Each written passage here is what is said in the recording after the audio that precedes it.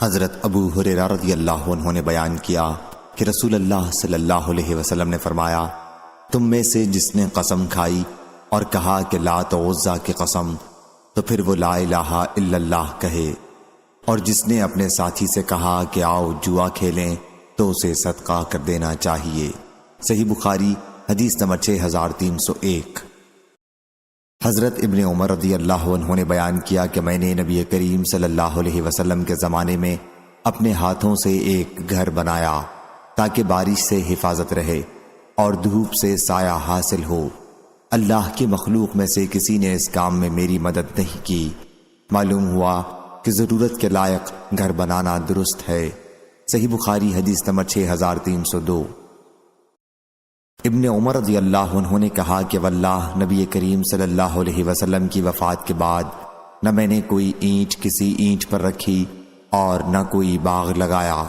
سفیان نے بیان کیا کہ جب میں نے اس کا ذکر ابن عمر رضی اللہ عنہ کے بعض گھرانوں کے سامنے کیا تو انہوں نے کہا کہ اللہ کی قسم انہوں نے گھر بنایا تھا۔ سفیان نے بیان کیا کہ میں نے کہا پھر یہ بات ابن عمر رضی اللہ عنہ نے گھر بنانے سے پہلے کہی ہوگی۔ صحیح بخاری حدیث نمبر 6303۔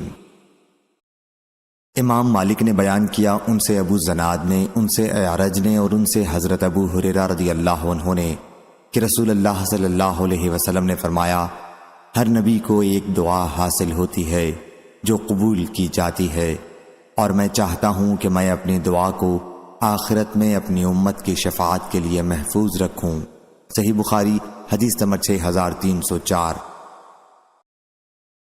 معتمر نے بیان کیا، انہوں نے اپنے والد سے سنا، انہوں نے حضرت انس رضی اللہ عنہ سے کہ نبی کریم صلی اللہ علیہ وسلم نے فرمایا، ہر نبی نے کچھ چیزیں مانگیں، یا فرمایا کہ ہر نبی کو ایک دعا دی گئی، جس چیز کی اس نے دعا مانگی پھر اسے قبول کیا گیا، لیکن میں نے اپنی دعا قیامت کے دن اپنی امت کی شفاعت کے لیے محفوظ رکھی ہوئی ہے۔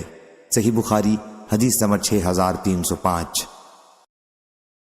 شداد بن اوس رضی اللہ عنہ نے بیان کیا اور ان سے رسول اللہ صلی اللہ علیہ وسلم نے کہ سید الاستغفار، مغفرت مانگنے کے سب کلمات کا سردار، یہ ہے کہ یوں کہے، اے اللہ تو میرا رب ہے، تیرے سوا کوئی معبود نہیں، تو نے ہی مجھے پیدا کیا اور میں تیرا ہی بندہ ہوں، میں اپنے طاقت کے مطابق تجھ سے کیے ہوئے عہد اور وعدے پر قائم ہوں، ان بری حرکتوں کے عذاب سے جو میں نے کی ہیں تیری پناہ مانگتا ہوں، مجھ پر نعمتیں تیری ہیں اس کا اقرار کرتا ہوں، میری مغفرت کر دے کہ تیرے سوا اور کوئی بھی گناہ نہیں معاف کرتا۔ حضرت صلی اللہ علیہ وسلم نے فرمایا کہ جس نے اس دعا کے الفاظ پر یقین رکھتے ہوئے دل سے ان کو کہہ لیا اور اسی دن اس کا انتقال ہو گیا شام ہونے سے پہلے، تو وہ جنتی ہے، اور جس نے اس دعا کے الفاظ پر یقین رکھتے ہوئے رات میں ان کو پڑھ لیا اور پھر اس کا صبح ہونے سے پہلے انتقال ہو گیا تو وہ جنتی ہے۔ صحیح بخاری حدیث نمبر 6306۔ حضرت ابو ہریرہ رضی اللہ عنہ نے بیان کیا کہ میں نے رسول اللہ صلی اللہ علیہ وسلم سے سنا، حضرت صلی اللہ علیہ وسلم نے فرمایا کہ اللہ کی قسم میں دن میں 70 مرتبہ سے زیادہ اللہ سے استغفار اور اس سے توبہ کرتا ہوں۔ صحیح بخاری حدیث نمبر 6307۔ عبداللہ بن مسعود رضی اللہ عنہ نے 2 احادیث بیان کی، ایک نبی کریم صلی اللہ علیہ وسلم سے اور دوسری خود اپنی طرف سے کہا کہ مومن اپنے گناہوں کو ایسا محسوس کرتا ہے جیسے وہ کسی پہاڑ کے نیچے بیٹھا ہے اور ڈرتا ہے کہ کہیں وہ اس کے اوپر نہ گر جائے، اور بدکار اپنے گناہوں کو مکھی کی طرح ہلکا سمجھتا ہے کہ وہ اس کے ناک کے پاس سے گزری اور اس نے اپنے ہاتھ سے یوں اس کی طرف اشارہ کیا۔ ابو شہاب نے ناک پر اپنے ہاتھ کے اشارے سے اس کی کیفیت بتائی، پھر انہوں نے رسول اللہ صلی اللہ علیہ وسلم کی یہ حدیث بیان کی، اللہ تعالیٰ اپنے بندے کی توبہ سے اس شخص سے بھی زیادہ خوش ہوتا ہے جس نے کسی پرخطر جگہ پڑاؤ کیا ہو، اس کے ساتھ اس کی سواری بھی ہو اور اس پر کھانے پینے کی چیزیں موجود ہوں، وہ سر رکھ کر سو گیا ہو اور جب بیدار ہوا ہو تو اس کی سواری غائب رہی ہو، آخر بھوک و پیاس یا جو کچھ اللہ نے چاہا اسے سخت لگ جائے، وہ اپنے دل میں سوچے کہ مجھے اب گھر واپس چلا جانا چاہیے، اور جب وہ واپس ہوا اور پھر سو گیا، لیکن اس نیند سے جو سر اٹھایا تو اس کی سواری وہاں کھانا پینا لیے سامنے کھڑی ہے، تو خیال کرو اس کو کس قدر خوشی ہوگی۔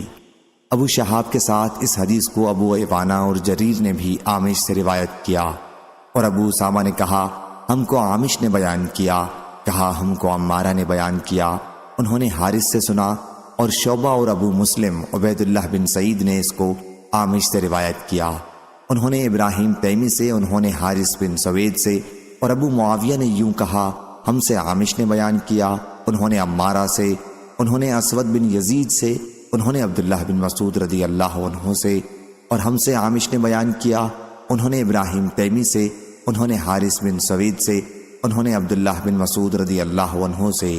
صحیح بخاری حدیث نمبر 6308۔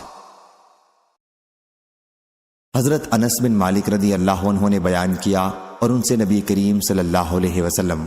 دوسری سند امام بخاری نے کہا کہ ہم سے حدبہ نے بیان کیا، کہا ہم سے حمام نے بیان کیا، کہا ہم سے قتادہ نے بیان کیا، ان سے حضرت انس بن مالک رضی اللہ عنہ نے بیان کیا کہ رسول اللہ صلی اللہ علیہ وسلم نے فرمایا اللہ تعالیٰ اپنے بندے کی توبہ سے تم میں سے اس شخص سے بھی زیادہ خوش ہوتا ہے جس کا اونٹ مایوسی کے بعد اچانک اسے مل گیا ہو، حالانکہ وہ ایک چٹیل میدان میں گم ہوا تھا۔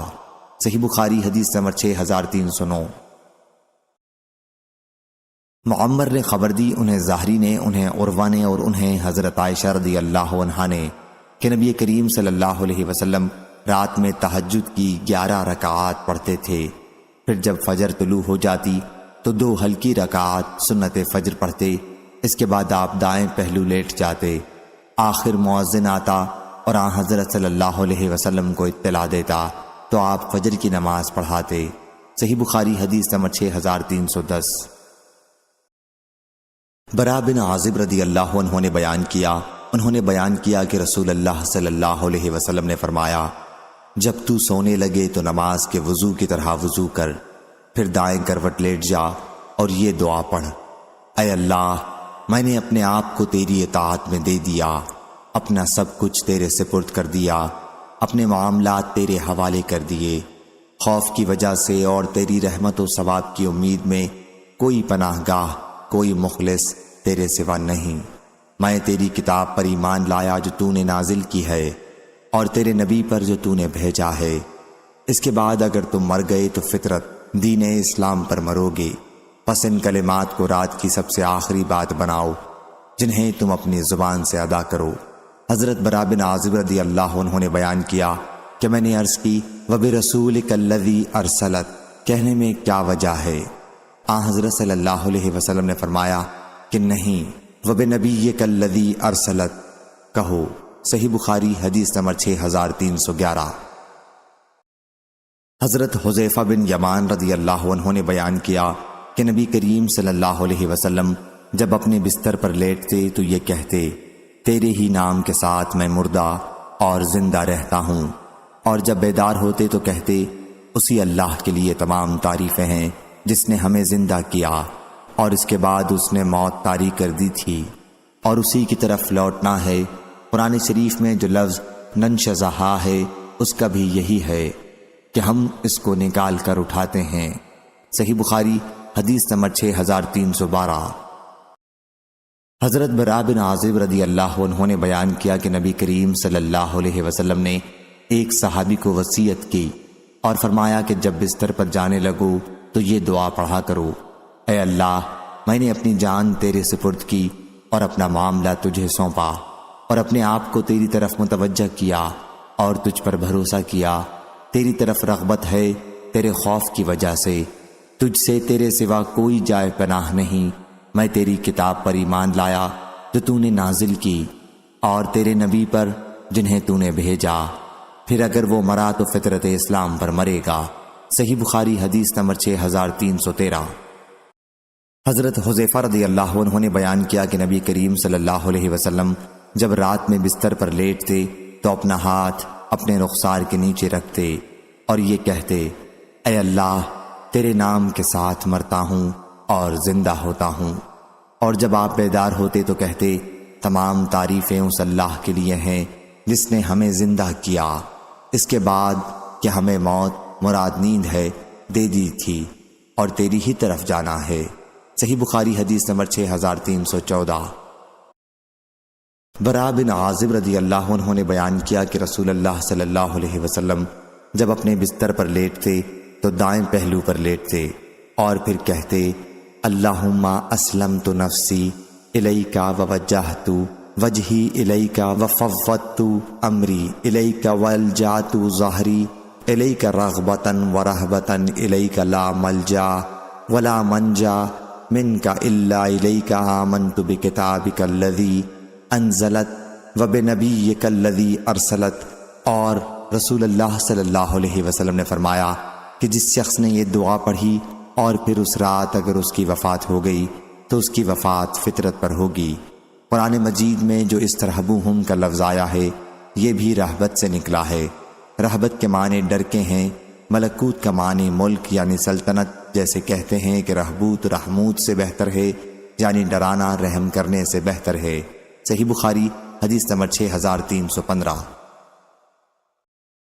عبداللہ بن عباس رضی اللہ عنہ نے بیان کیا کہ میں میمونہ رضی اللہ عنہا کے یہاں ایک رات سویا تو نبی کریم صلی اللہ علیہ وسلم اٹھے اور آپ نے اپنی حوائج ضرورت پوری کرنے کے بعد اپنا چہرہ دھویا، پھر دونوں ہاتھ دھوئے اور پھر سو گئے۔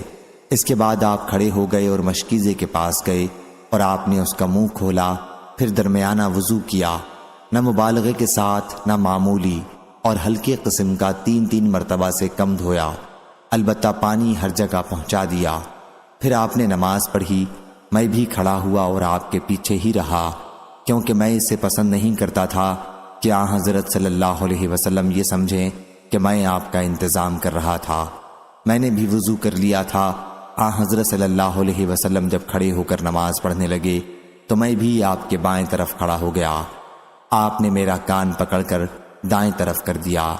میں نے آن حضرت صلی اللہ علیہ وسلم کی اقتداء میں 13 رکعت نماز مکمل کی۔ اس کے بعد آپ سو گئے اور آپ کی سانس میں آواز پیدا ہونے لگی۔ آن حضرت صلی اللہ علیہ وسلم جب سوتے تھے تو آپ کی سانس میں آواز پیدا ہونے لگتی تھی۔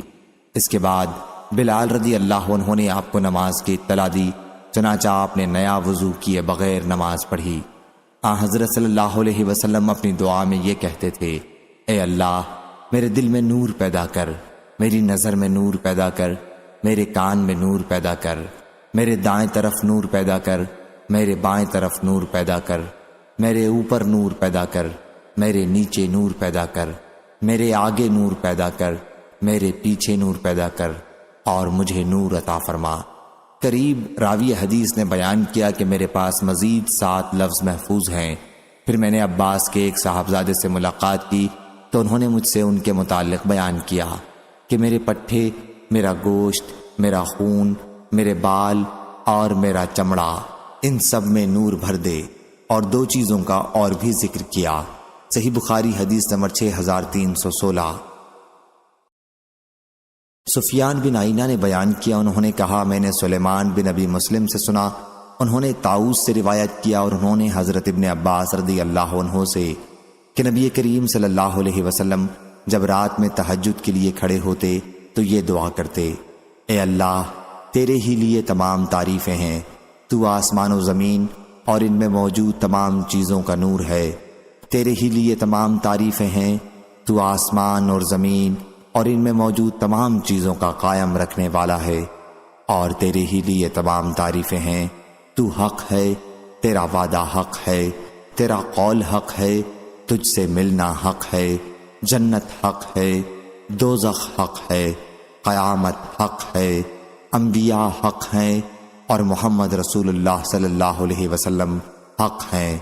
اے اللہ تیرے سپرد کیا، تجھ پر بھروسہ کیا، تجھ پر ایمان لایا، تیری طرف رجوع کیا، دشمنوں کا معاملہ تیرے سپرد کیا، فیصلہ تیرے سپرد کیا، پس میری اگلی پچھلی خطائیں معاف کر، وہ بھی جو میں نے چھپ کر کی ہیں اور وہ بھی جو کھل کر کی ہے۔ تو ہی سب سے پہلے ہے اور تو ہی سب سے بعد میں ہے، صرف تو ہی معبود ہے اور تیرے سوا کوئی معبود نہیں۔ صحیح بخاری حدیث نمبر 6317۔ شعبہ بن حجاج نے بیان کیا، ان سے حکم بن عینہ نے، ان سے ابن ابی لیلہ نے، ان سے علی رضی اللہ عنہ نے کہ فاطمہ علیہ السلام نے چکی پیسنے کی تکلیف کی وجہ سے کہ ان کے مبارک ہاتھ کو صدمہ پہنچتا ہے تو نبی کریم صلی اللہ علیہ وسلم کی خدمت میں ایک خادم مانگنے کے لیے حاضر ہوئیں۔ حضرت صلی اللہ علیہ وسلم گھر میں موجود نہیں تھے، اس لیے انہوں نے حضرت عائشہ رضی اللہ عنہا سے ذکر کیا۔ جب آپ تشریف لائے تو حضرت عائشہ رضی اللہ عنہا نے آپ سے اس کا ذکر کیا۔ حضرت علی رضی اللہ عنہ نے بیان کیا کہ پھر حضرت صلی اللہ علیہ وسلم ہمارے یہاں تشریف لائے۔ ہم اس وقت اپنے بستروں پر لیٹ چکے تھے۔ میں کھڑا ہونے لگا تو آپ نے فرمایا کہ کیا میں تم دونوں کو وہ چیز نہ بتا دوں جو تمہارے لیے خادم سے بھی بہتر ہو؟ جب تم اپنے بستر پر جانے لگو تو 33 مرتبہ اللہ اکبر کہو، 33 مرتبہ سبحان اللہ کہو اور 33 مرتبہ الحمدللہ کہو، یہ تمہارے لیے خادم سے بہتر ہے۔ اور شعبہ سے روایت ہے، ان سے خالد نے، ان سے ابن سیرین نے بیان کیا کہ سبحان اللہ 34 مرتبہ کہو۔ صحیح بخاری حدیث نمبر 6318۔ عروہ نے خبر دی اور انہیں ام المومنین حضرت عائشہ رضی اللہ عنہا نے کہ جب رسول اللہ صلی اللہ علیہ وسلم لیٹتے تو اپنے ہاتھوں پر پھونکتے اور معوذات پڑھتے اور دونوں ہاتھ اپنے جسم پر پھیرتے۔ صحیح بخاری حدیث نمبر 6319۔ ابو ہریرہ رضی اللہ عنہ نے بیان کیا کہ نبی کریم صلی اللہ علیہ وسلم نے فرمایا، جب تم میں سے کوئی شخص بستر پر لیٹے تو پہلے اپنا بستر اپنے ازار کے کنارے سے جھاڑ لے، کیونکہ وہ نہیں جانتا کہ اس کی بے خبری میں کیا چیز اس پر آ گئی ہے۔ پھر یہ دعا پڑھے، میرے پالنے والے، تیرے نام سے میں نے اپنا پہلو رکھا ہے اور تیرے ہی نام سے اٹھاؤں گا۔ اگر تو نے میری جان کو روک لیا تو اس پر رحم کرنا، اور اگر چھوڑ دیا، زندگی باقی رکھی تو اس کی اس طرح حفاظت کرنا جس طرح تو صالحین کی حفاظت کرتا ہے۔ اس کی مطابقت ابو زمرہ اور اسماعیل بن زکریا نے عبید اللہ کے حوالے سے کی، اور یحییٰ اور بشر نے بیان کیا، ان سے عبید اللہ نے، ان سے سعید نے، ان سے ابو ہریرہ رضی اللہ عنہ نے، اور ان سے نبی کریم صلی اللہ علیہ وسلم نے۔ اور اس کی روایت امام مالک اور ابن عجلان نے کی ہے، ان سے سعید نے، ان سے ابو ہریرہ رضی اللہ عنہ نے نبی کریم صلی اللہ علیہ وسلم سے اس طرح روایت کی ہے۔ صحیح بخاری حدیث نمبر 6320۔ امام مالک نے بیان کیا، ان سے ابن شہاب نے، ان سے ابو عبداللہ اغر اور ابو سلمہ بن عبد الرحمن نے، اور ان سے حضرت ابو ہریرہ رضی اللہ عنہ نے کہ رسول اللہ صلی اللہ علیہ وسلم نے فرمایا کہ ہمارا رب تبارک و تعالی ہر رات آسمان دنیا کی طرف نزول فرماتا ہے، اس وقت جب رات کا آخری تہائی حصہ باقی رہ جاتا ہے، اور فرماتا ہے، کون ہے جو مجھ سے دعا کرتا ہے کہ میں اس کی دعا قبول کروں؟ کون ہے جو مجھ سے مانگتا ہے کہ میں اسے دوں؟ کون ہے جو مجھ سے بخشش طلب کرتا ہے کہ میں اس کی بخشش کروں؟ صحیح بخاری حدیث نمبر 6321۔ حضرت انس بن مالک رضی اللہ عنہ نے بیان کیا کہ نبی کریم صلی اللہ علیہ وسلم جب بیت الخلاء جاتے تو یہ دعا پڑھتے، اللہم انی اعوذ بک من الخبث والخبائث، اے اللہ میں خبیث جنوں اور جنیوں کی برائی سے تیری پناہ مانگتا ہوں۔ صحیح بخاری حدیث نمبر 6322۔ عبداللہ بن بریدہ نے بیان کیا، ان سے بشیر بن کعب نے، اور ان سے شداد بن اوس رضی اللہ عنہ نے کہ نبی کریم صلی اللہ علیہ وسلم نے فرمایا، سب سے عمدہ استغفار یہ ہے، اے اللہ تو میرا پالنے والا ہے، تیرے سوا کوئی معبود نہیں، تو نے مجھے پیدا کیا اور میں تیرا بندہ ہوں، اور میں تیرے عہد پر قائم ہوں اور تیرے وعدے پر جہاں تک مجھ سے ممکن ہے تیری نعمت کا طالب ہو کر تیری پناہ میں آتا ہوں اور اپنے گناہوں سے تیری پناہ چاہتا ہوں، پس تو میری مغفرت فرما، کیونکہ تیرے سوا گناہ اور کوئی معاف نہیں کرتا۔ میں تیری پناہ مانگتا ہوں اپنے برے کاموں سے۔ اگر کسی نے رات ہوتے ہی یہ کہہ لیا اور اسی رات اس کا انتقال ہو گیا تو وہ جنت میں جائے گا، یا فرمایا کہ وہ اہل جنت میں ہوگا، اور اگر یہ دعا صبح کے وقت پڑی اور اسی دن اس کی وفات ہو گئی تو بھی ایسا ہی ہوگا۔ صحیح بخاری حدیث نمبر 6323۔ حضرت حذیفہ رضی اللہ عنہ نے بیان کیا کہ نبی کریم صلی اللہ علیہ وسلم جب سونے کا ارادہ کرتے تو کہتے، تیرے نام کے ساتھ اے اللہ میں مرتا اور تیرے ہی نام سے جیتا ہوں۔ اور جب بیدار ہوتے تو یہ دعا پڑھتے، تمام تعریفیں اس اللہ کے لیے ہیں جس نے ہمیں موت کے بعد زندگی بخشی اور اسی کی طرف ہم کو لوٹنا ہے۔ صحیح بخاری حدیث نمبر 6324۔ حضرت ابو ذر غفاری رضی اللہ عنہ نے بیان کیا کہ جب رسول اللہ صلی اللہ علیہ وسلم رات میں اپنی خوابگاہ پر جاتے تو کہتے، اے اللہ میں تیرے ہی نام سے مرتا ہوں اور تیرے ہی نام کے ساتھ زندہ ہوتا ہوں۔ اور جب بیدار ہوتے تو فرماتے، تمام تعریفیں اس اللہ کے لیے ہیں جس نے ہمیں موت کے بعد زندگی بخشی اور اسی کی طرف ہم کو جانا ہے۔ صحیح بخاری حدیث نمبر 6325۔ یزید بن ابی حبیب نے بیان کیا، ان سے ابو الخیر مرثد بن عبداللہ نے، ان سے عبداللہ بن عمرو بن عاص رضی اللہ عنہ نے، اور ان سے حضرت ابو بکر صدیق رضی اللہ عنہ نے، کہ انہوں نے رسول اللہ صلی اللہ علیہ وسلم سے کہا کہ مجھے ایسی دعا سکھا دیجئے جسے میں اپنی نماز میں پڑھا کروں۔ حضرت صلی اللہ علیہ وسلم نے فرمایا کہ یہ کہا کر، اے اللہ میں نے اپنی جان پر بہت ظلم کیا ہے اور گناہوں کو تیرے سوا اور کوئی معاف نہیں کرتا، پس میری مغفرت کر، ایسی مغفرت جو تیرے پاس سے ہو، اور مجھ پر رحم کر، بلا شبہ تو بڑا مغفرت کرنے والا، بڑا رحم کرنے والا۔ اور عمرو بن حارث نے بھی اس حدیث کو یزید سے، انہوں نے ابو الخیر سے، انہوں نے حضرت عبداللہ بن عمر رضی اللہ عنہ سے سنا کہ حضرت ابو بکر صدیق رضی اللہ عنہ نے نبی کریم صلی اللہ علیہ وسلم سے عرض کیا، آخر تک۔ صحیح بخاری حدیث نمبر 6326۔ شام بن عروہ نے بیان کیا، ان سے ان کے والد نے، اور ان سے حضرت عائشہ رضی اللہ عنہا نے، وَلَا تَجْهَرْ بِصَلَاتِكَ وَلَا تُخَافِتْ بِهَا أُنزِلَتْ فِي الدُّعَاء، دعا کے بارے میں نازل ہوئی کہ نہ بہت زور زور سے اور نہ بالکل آہستہ آہستہ، بلکہ درمیانی راستہ اختیار کرو۔ صحیح بخاری حدیث نمبر 6327۔ حضرت عبداللہ بن مسعود رضی اللہ عنہ نے بیان کیا کہ ہم نماز میں یہ کہا کرتے تھے کہ اللہ پر سلام ہو، فلاں پر سلام ہو۔ پھر حضرت صلی اللہ علیہ وسلم نے ہم سے ایک دن فرمایا کہ اللہ خود سلام ہے، اس لیے جب تم نماز میں بیٹھو تو یہ دعا پڑھا کرو، التحیات للہ ارشاد الصالحین تک، اس لیے کہ جب تم یہ کہو گے تو آسمان و زمین میں موجود اللہ تبارک و تعالیٰ کے ہر صالح بندے کو پہنچے گا۔ اشہد ان لا الہ الا اللہ واشہد ان محمدا عبدہ ورسولہ۔ اس کے بعد ثنا میں اختیار ہے، جو دعا چاہو پڑھو۔ صحیح بخاری حدیث نمبر 6328۔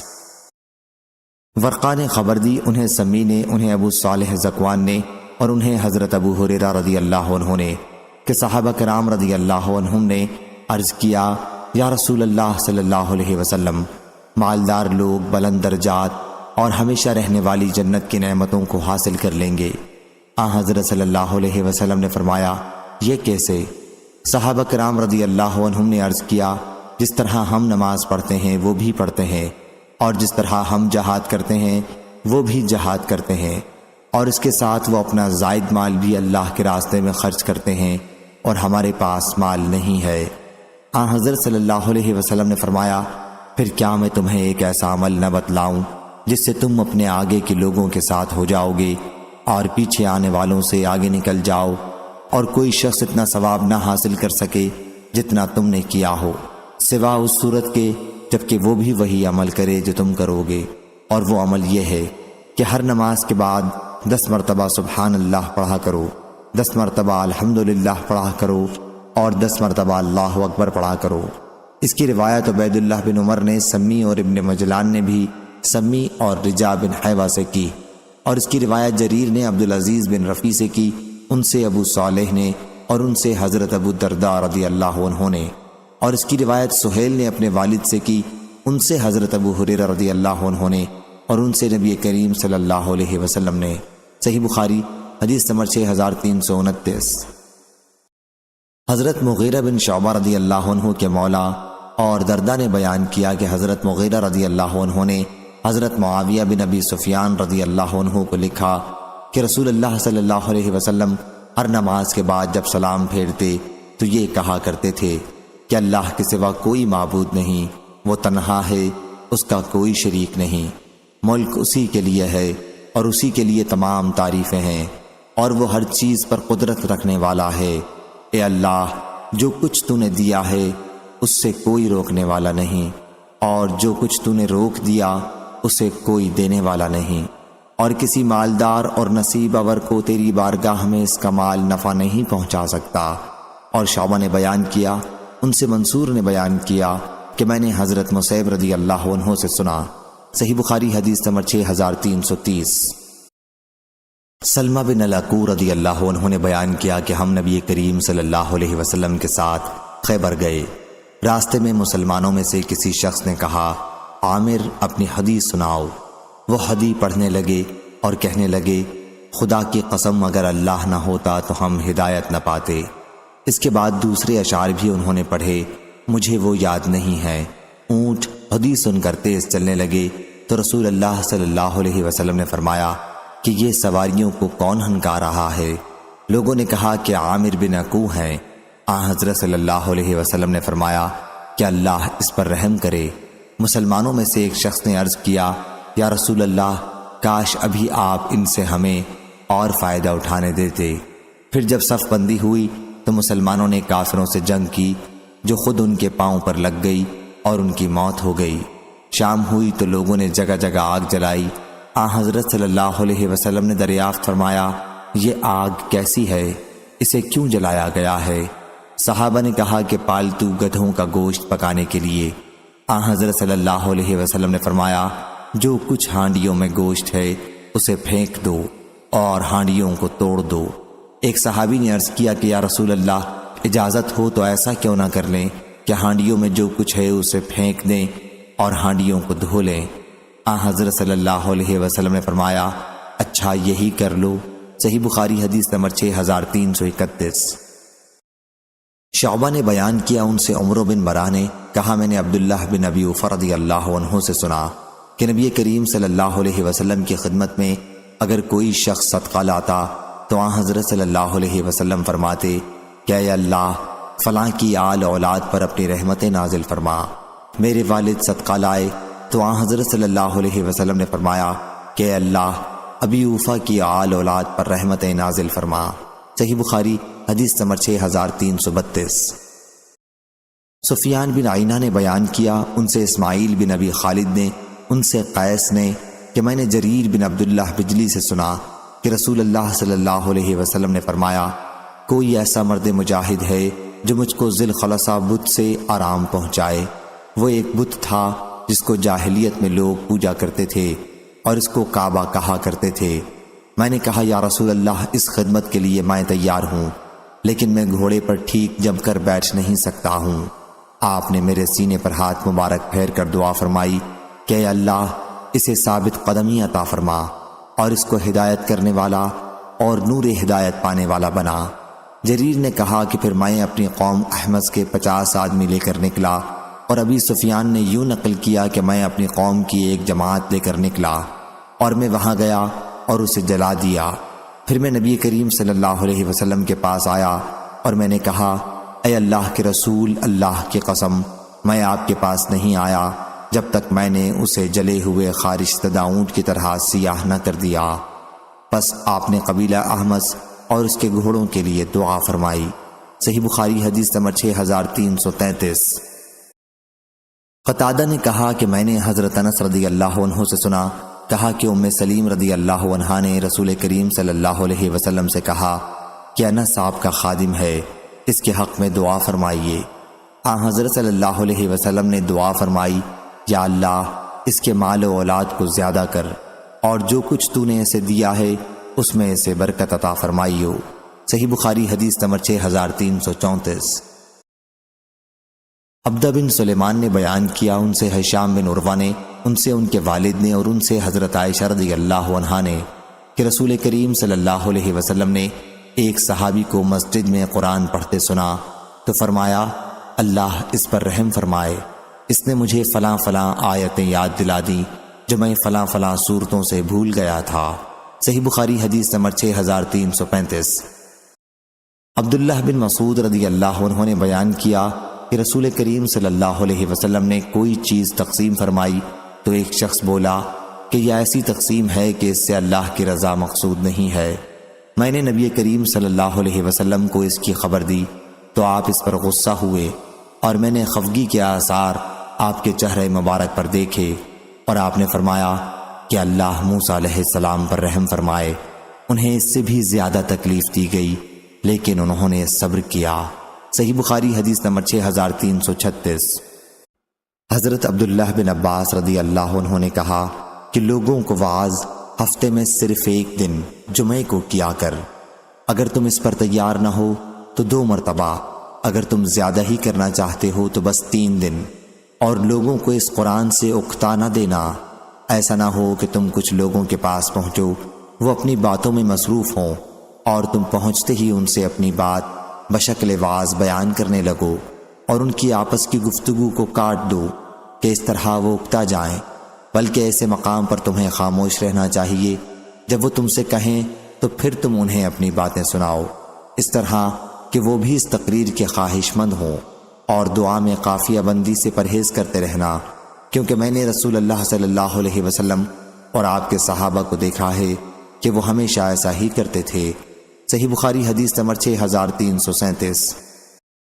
حضرت انس رضی اللہ عنہ نے بیان کیا کہ رسول اللہ صلی اللہ علیہ وسلم نے فرمایا، جب تم میں سے کوئی دعا کرے تو اللہ سے قطعی طور پر مانگے، اور یہ نہ کہے اے اللہ اگر تو چاہے تو مجھے عطا فرما، کیونکہ اللہ پر کوئی زبردستی کرنے والا نہیں ہے۔